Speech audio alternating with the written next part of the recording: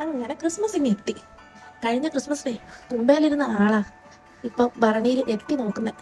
എത്ര പെട്ടെന്നല്ലേ നമ്മുടെ ഓരോരുത്തരുടെയും ലൈഫ് പോയിക്കൊണ്ടിരിക്കുന്നത്. ഭരണിയിലോട്ട് പോകുന്ന ഓരോ സാധനത്തിന്റെയും അളവും തൂക്കവും കൃത്യമായിട്ട് നോക്കാൻ വേണ്ടിയിട്ട് നമ്മൾ നിർത്തിയേക്കുന്നത് അനുപോലെ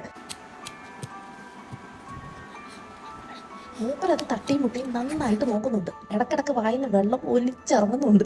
4 മുതൽ 7 മുടിയുള്ള തലമുറ ക്യാപ്പൊക്കെ അങ്ങോട്ട് എടുത്ത് വെച്ച് ഡ്രൈ ഫ്രൂട്ട്സ് ഒക്കെ അങ്ങ് സോക്ക് ചെയ്ത് വെച്ച് അതേസമയം ക്രിസ്മസ് സ്റ്റാർ ഒക്കെ ഉണ്ടാക്കേണ്ട തിരക്കിലാണ് അമ്മക്കുട്ടി.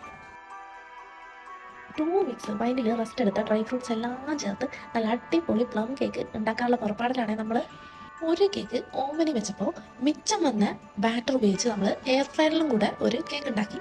അങ്ങനെ 2 കേക്കും സക്സസ്. ഇനിയിപ്പോൾ എന്താ, സോക്ക് ചെയ്ത് വെച്ച വൈനിലെ ബാലൻസ് എടുത്ത് കേക്കിൻ്റെ മുകളിൽ നന്നായി തേച്ച് പിടിപ്പിച്ച് ഒരു എയർ ടൈറ്റ് കണ്ടെയ്നറിൽ ഒരു 2 ദിവസം അവിടെ കിടക്കട്ടെ.